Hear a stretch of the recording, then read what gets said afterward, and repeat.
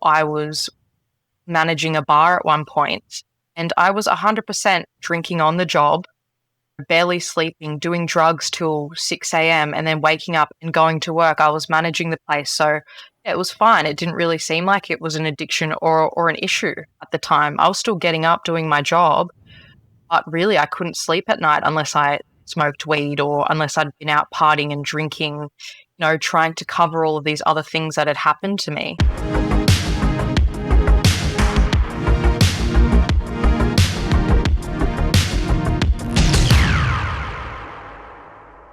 Well, hi everyone. It's absolutely awesome to be interviewing today Holly Knowles, who is celebrating today 40 days of following Jesus. Wow. Holly. Hi, how you going? Yeah, very, very well. Let's talk about what you did this morning, because I'm thinking your life has changed quite a lot in 40 days. What would a morning up until, say, now look like for you? Well, I'm pretty strong on my morning routine. So I live in the Gold Coast, which means I get up very early because the sun rises here at about 4:20 at the moment. So I usually get up. I have no alarm at the moment. I'll naturally get up. And the first thing I like to do is grab a glass of water, make a cup of coffee, sit down, pray over my Bible, and then read as much as I can. Some days that looks like a couple of pages. Some days it can be 20 pages. It just depends. After that, I like to go for a walk and just like revel in the beauty, because when you wake up and read the Bible first and then go for a walk, it's like I see the world with different eyes. I like to do it in that order, and then I come home, I have maybe another coffee, some breakfast, and then I'll get to work. Fantastic. And tell me quickly, because we'll go into more detail, the story of that Bible. How did you come to get that? I didn't really come into Christianity at all in my life. But in a quick story, I can tell the long story later. But last year, someone prayed over me, and it was the first time someone had ever prayed for me. So it planted a seed. And then I started praying for myself. And for about a year, up until, what are we? It was longer than 40 days ago, maybe about until 6 weeks ago. I was lying in my bed, bawling my eyes out, praying, because I had no issue with praying to God. And I just kept praying, please help me. I was just in tears. And then just came to me like a light bulb moment. And it was like my Bible. So I was in tears, scrolling, trying to find a nice Bible. Bought one. It came like 2 days later. I've never been more excited for something to come. It felt so silly, but it felt like a missing puzzle piece. And then I started reading it, and within the first pages, I was already in tears, because I just thought, how can a book so old be speaking to the things that I'm going through in my life right now? And at that point, I just really felt understood. Did you open the Bible up at any particular place? Yeah, that's funny. Actually, I did. I opened it up at the start, and which is Genesis. And obviously, that's the Old Testament, right? So I had no idea. This was before I did any research. I started reading Genesis, and I was thinking, wow, this is quite gruesome. Everyone keeps saying like God is love and Jesus loves you, and I'm thinking, where's Jesus? Where's the love? This is really next level. So I started at Genesis. I think I read maybe like 6 pages, and then I did some research, and people said, oh, you should start with the Gospels, start in the New Testament. And I went, oh, okay. So then I started with John. For those who don't know, the Bible is about 1,500 pages or 2,000 pages thick. It's divided into 2 sections, an Old Testament and a New Testament. There's 39 books in the Old Testament, 27 books in the New Testament. And the New Testament is where the Jesus stories are, and we read about the start of the first church. And what we call the Old Testament was written however many thousand years ago, starting with Genesis. Had you ever opened a Bible before this time? Never. Right.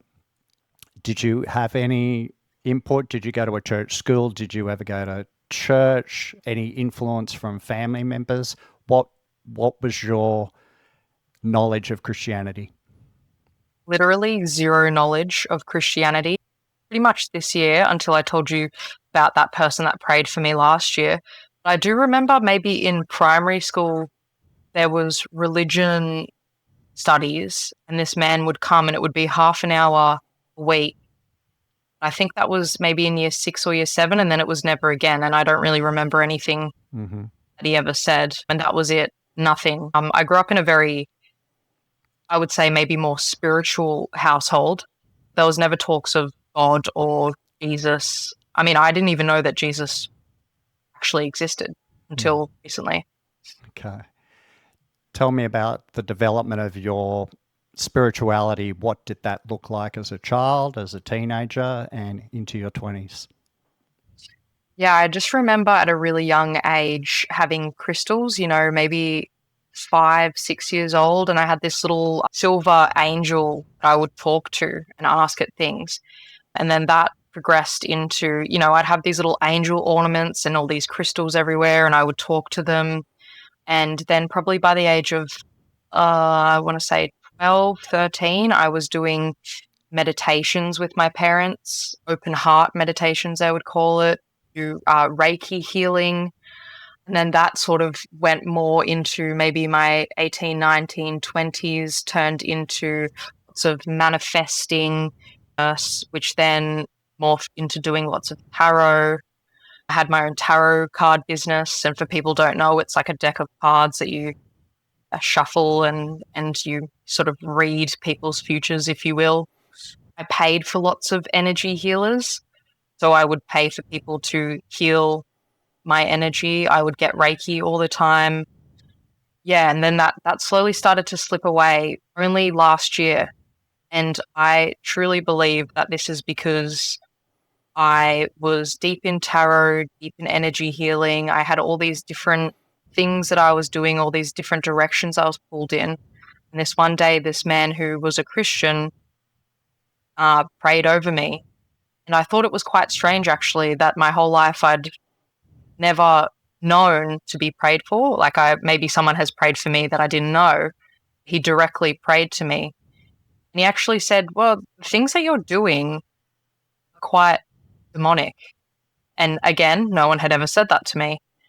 And I was telling him about these strange things that were happening in my life. And he would say, oh, you're actually getting spiritually attacked. And that wasn't far fetched for me to understand because I'd already been in such the presence of energies and sleep paralysis and energy healing. So for someone to just randomly tell me that I was getting spiritually attacked, I thought, actually, you know what, you're right. And I started praying for myself.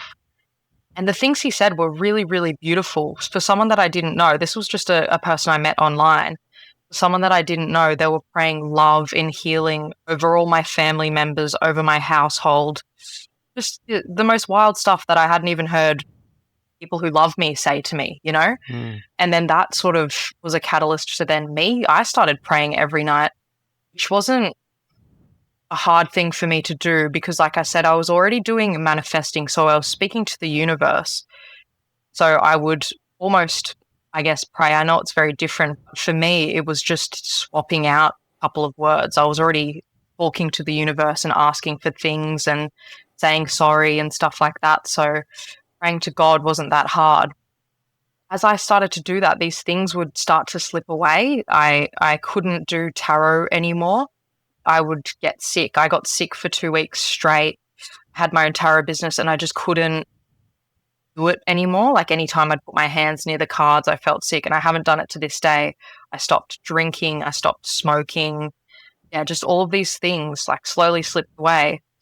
And then that brings me to 6 weeks ago when, yeah, I wasn't doing any of these things, but felt lost still. Yeah, which is an interesting place. I know oftentimes people they feel the need to shed these things that have been in their life and been such an important part of who they are, but then in shedding them, they feel extremely lost, very empty, and not sure what's going on. Yeah, that's 100% it. And, I was talking to someone else about it, and it's funny because, yeah, I stripped it all away because before, if I was feeling sad, someone would be like, here's a card for an energy healer. Oh, your energy's still not good. Here's a card for a Reiki healer.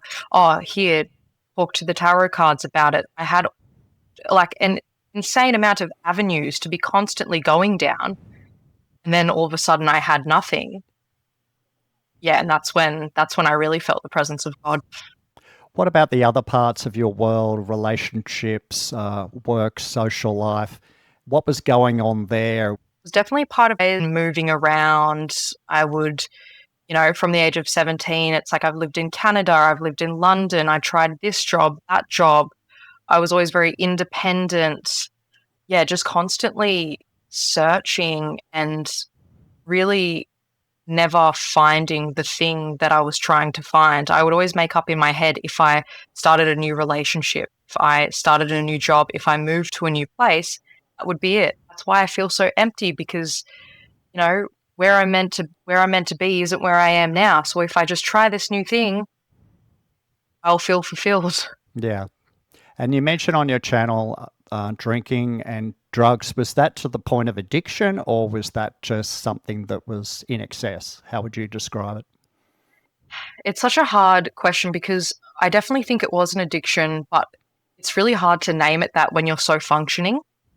For example, I was managing a bar at one point and I was 100% drinking on the job, barely sleeping, doing drugs till 6 a.m., and then waking up and going to work. I was managing the place. So yeah, it was fine. It didn't really seem like it was an addiction or an issue at the time. I was still getting up, doing my job, but really I couldn't sleep at night unless I smoked weed or unless I'd been out partying and drinking, trying to cover all of these other things that had happened to me.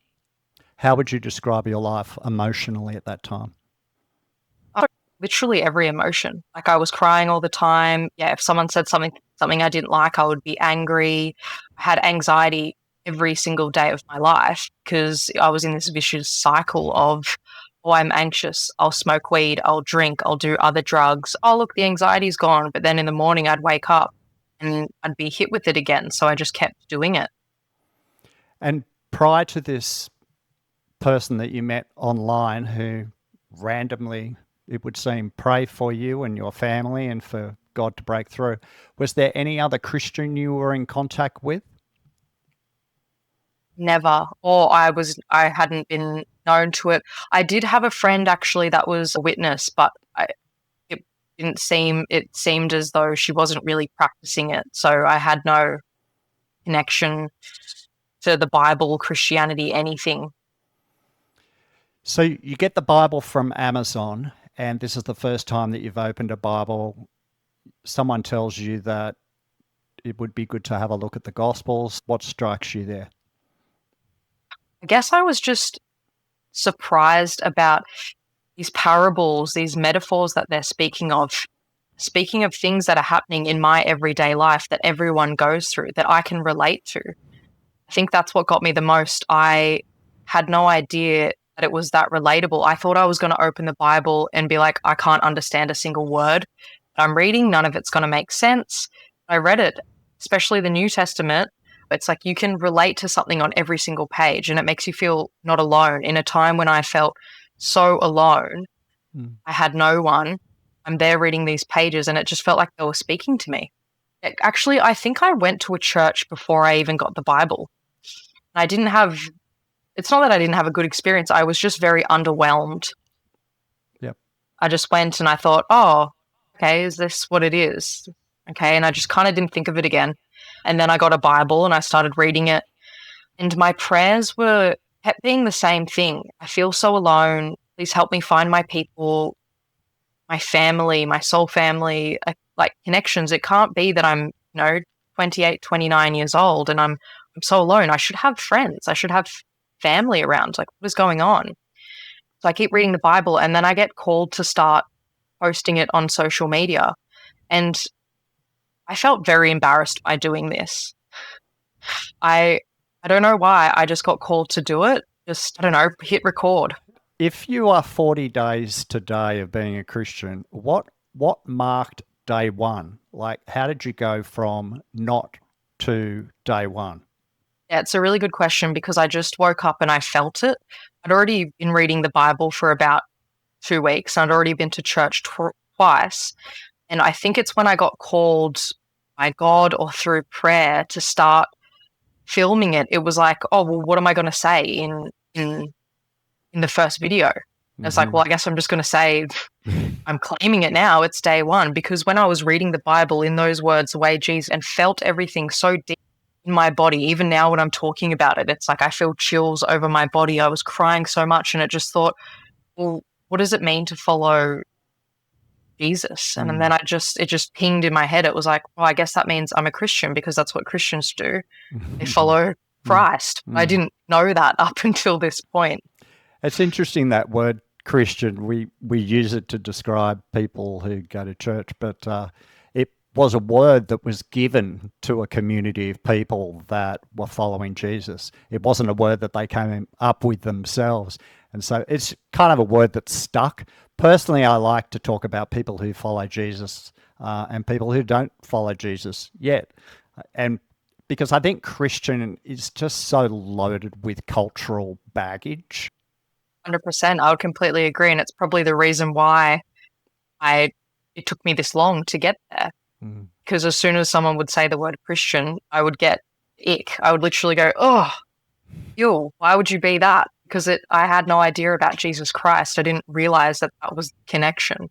I just held all of these other connections to it. So you take yourself off to church. Did you have a way of figuring out which church you were going to go to, or did you try a couple of churches? So the first thing I did was just open my maps on my phone, and I just was like, okay, where's the closest church? I went to the closest one, which was literally at the top of my street. I don't even know what sort of church it is. I went to that one. Yeah, it was lovely. There was actually nothing wrong with it, but I just felt underwhelmed. So then I thought, okay, I'll try another one just down the road. The only reason why I was doing this was because I don't have a car. So I just thought I'll go to one I can walk to. There's so many on my map. I may as well just go to one down the road. And then the second one I went to, I felt even more underwhelmed and out of place. I think it was an Anglican. I was the youngest one there by maybe 45 years. And obviously you can see I have tattoos. I did try to cover up, but it's hot in the Gold Coast, right? So I had a high neck on. Had jeans on. I literally was sweating bullets. I had to walk up this little hill, and I was shaking as I went in. And as I went in, this is no judgment on them at all, but I think they were just shocked to see someone who looks like me there. So they were like, oh, hello. And I was like, hi. And I looked around, and there was literally only about 10 other people there. And I thought, oh, this is going to be an interesting one. I have a friend years ago, we got talking, and I was asking him these kind of questions that I'm asking you. And he said, well, I was in the laundry one day, and I was just doing the clothes washing. And suddenly I was filled with this incredible sense of joy. And I've never felt that joy like that in my life ever before.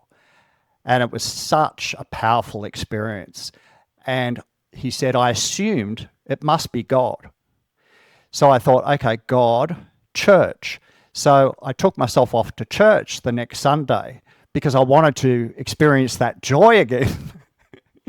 And he said, after about an hour of being in church, I thought to myself, well, I'm not sure what I experienced in the laundry, but it's got nothing to do with this place. But look, I spent all of last year going to a different church every week, and I fell in love with the church: Catholic, Orthodox, Pentecostal, Anglican, Reformed. There are so many different brands and flavors of church. And it is about finding your tribe. And I think particularly for where you're at, it's about finding a community of people that get you, that accept you, and that can support your growth. Have you found that where you are now? I found two churches, and the only reason why I found them, this is what God does. He kept telling me to post online, and I honestly thought that was cringe. I even said a prayer. I was like, God, if this doesn't reach anyone, I'm deleting the account, I'm taking it down. And then it actually reached a lot of people in my area, and I got invites from young people around my age inviting me to these churches. So it's just funny how it works, because I was feeling like your friend. Wow, I never really want to go to church. Again, if this is what it's going to be like, surely there's something else. I don't feel like I want to spend my entire time going from church to church to church to church. It's a lot. Yeah, then a couple of people invited me to these churches, and I've gone to both, and I love them both. They're so amazing. Yeah, we're very fortunate there on the Gold Coast. There's a whole bunch of fantastic churches in southeast Queensland. Oh, who would have known? It's like I grew up here and I never heard of anything. Well, Ah, that raises an interesting question. Perhaps not for this conversation, but yeah, having vibrant churches doesn't necessarily translate to a vibrant witness of Jesus out there in the world Monday through to Saturday. But we'll save that for another time. So, have you found within the churches, have you found like a small group or a Bible study or some kind of small community where you're becoming friends with people? yeah, 100%, which is, like you said before, actually the most important thing to me because I actually don't, well, I can't say that anymore, but I didn't really have any friends. So I found in both churches, I've gone to an Alpha course, which is, yeah, where they talk about the basics of what it means to follow Christ. Brilliant. I've done Bible studies now online, even with people in the States, because I have lots of online friends now. So I've done both, and I'm in contact with quite a few young girls, which is very important to me, women around my age. Yeah, just so I can feel seen and heard. And yeah. Tell me about some of the changes that you've experienced in your own life over the last 40 days. What differences have you noticed? Well, the biggest difference was when I was met, I was talking about that story of me being in bed, crying, pleading, and hearing God's voice, and giving me the direction. And I went out for a walk after that. I felt like my brain had been altered. I was looking around at everything and it just sounds really stupid and cliche, but everything was sparkling, shining different. People looked different. Had this smile on my face. I just felt this innate joy, this happiness, and it felt like it was spilling out of me. Everything I looked at, it was like, oh wow, the beautiful birds are chirping, the waves are crashing. It's like my world just went from, oh, what is going on? I hate my life to it's all okay. Everything's going to be okay. Mm. Have you got Yeah. have you got Bible words to describe that? Have you got a language to describe that apart from how you just expressed it then? No. You? Well, we call that the Holy Spirit. Oh, That yes. yeah, that he opens eyes, opens spiritual eyes and opens hearts to see and to hear and to feel things that were there all the time, but your eyes were closed to experience it. And then yeah, he literally opens eyes that are blind. Mm. So that was a big change for you. Tell me another one or two. I think, yeah, I can go on and on. I guess it kind of links to that one, but being present, like I was always going on walks with my headphones in, listening to a song, head down. Now I don't listen to any music ever when I go for a walk, and it sounds crazy, but I feel like I look at people and I send them love and pray for them as I see them. I have conversations with people now. Even just then, I literally this morning I was walking and I saw this man and I know he's homeless. He's always very, very lovely. And he stopped and he asked me how I was doing. And maybe before I would have been like, ugh, get away from me. Like, I've got stuff to do. I'm busy. It's like you're always, your mind is clouded. My mind was clouded before. It's like now I've got all the time in the world. This man wants to talk to me. I'm gonna talk to him. Mm. He asked me what I did last night, and I said, you know what? This is really funny because this might either make him go away or make him want to continue to talk to me. I don't care because when people used to ask me that question, I would say, oh, I went out and drank a bunch of cocktails. So you know what? I'm not going to lie anymore. I said, I read the Bible. He said, oh, wow, did you? Mm-hmm. What's that like? And I Mm-hmm. said, it's amazing. It's really interesting. I just am finding so many truths in it. And he said, wow, that's actually really nice. He said, I can't read it because, the writing's too small and yeah, I need glasses, but I would really love to read it. And I thought, you know what? I'm going to come back and read Yeah. some of the Bible to this man the next time I see him because this man literally wants to read the Bible, but he can't. He's homeless, all of these things. But do you think, would I ever have thought that I'd have a conversation like that a year ago, 2 years ago? Not at all. I would have immediately made judgment upon this person, being like, "Ew, get away from me." I just opened up to him and he opened up to me, and it ended up being a really beautiful experience. And I said, "God bless you." And I 100% prayed for him after that. And it just felt so nice. So I guess what I'm saying is, one other thing that's changed is you stop being so obsessed with, what you have to do. I've got to do this. I'm busy.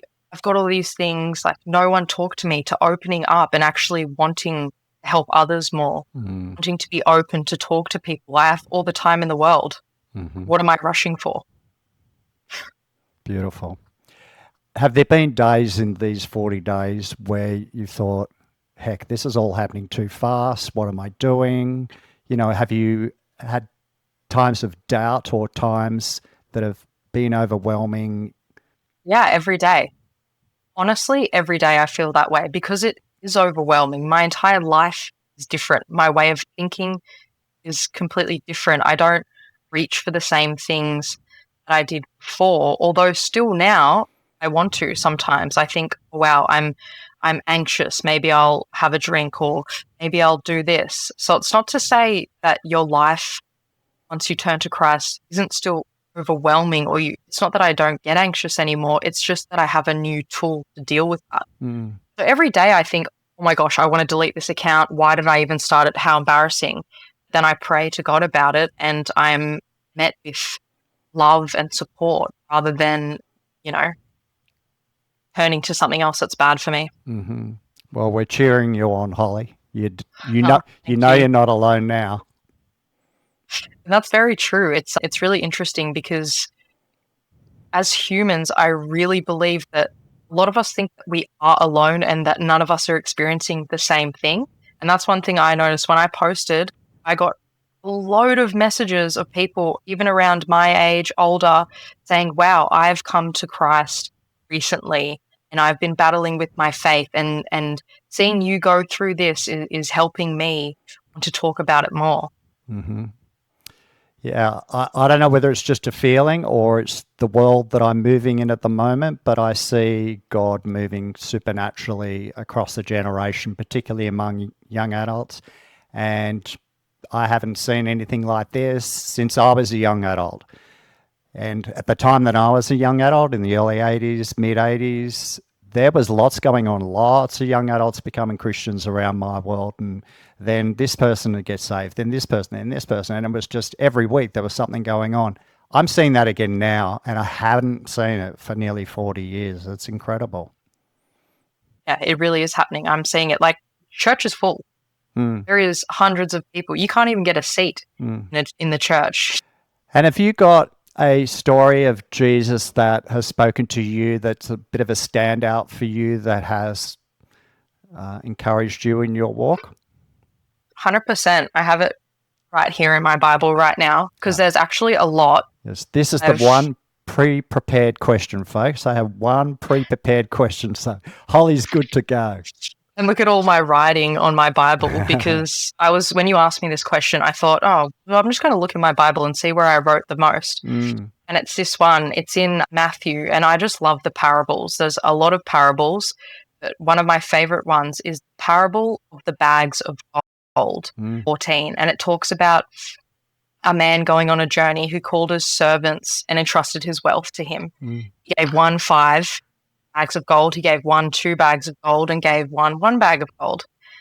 One that he gave 5 to came back with 5 more. And the one that he gave 2, came back with 2 more. The one that he gave 1 to dug a hole and hid gold. And this really stood out to me because he talks about the ones that bring back the 5. They're like, he says, like, well done, you faithful servant. I'm going to put you in charge of many things. I gave you something and you came back with more. That's amazing. Congratulations. And he says the same to the guy with 2, but to the guy that came back with 1, he says, like, why do you have nothing? And the guy with 1 says, well, I was afraid and I hid your gold in the ground. I was worried. And, he says, you wicked, lazy servant. So you knew that I harvest where I have not sown and gather where I have not scattered seed. Then you should have put my money on deposit with the bankers, so that when I returned, I would have received it back with interest. This spoke to me so much because It talks about everyone's skill, everyone's talents that they have. I believe, and God believes, and has given every single person certain talents. I might have something you don't have, Ian, or I definitely have something that you don't have. You have things that I don't have. So here we're being called to use our talents because they might help someone else. And if we use our talents, we'll gain more. If we hide them, we're literally going against what God wanted for us. And, I might be good at, for example, I don't know this, but maybe I've been given the talent of speaking and there's a call every day for me to go out and speak. But I think, no, I'm too afraid. I'm not going to do it. I'm not going to do it. And then I just never do it. And then you think about all of the people that you hear about, on their deathbed, and people go around and interview them and they ask, like, what is one thing that you regret? And 99% of the time they say, I regret not doing the thing that I was called to do my entire life. Mm-hmm. So I feel like that is what he's talking about here. It's like your abilities, your skills, your talents. We're called to share them. We're called to use them. We're not called to hide them. Father, I thank you for Holly. I thank you for her transparency. I thank you for the changes that you've brought in her life. I thank you for what you've saved her from, and I thank you for what you've called her to.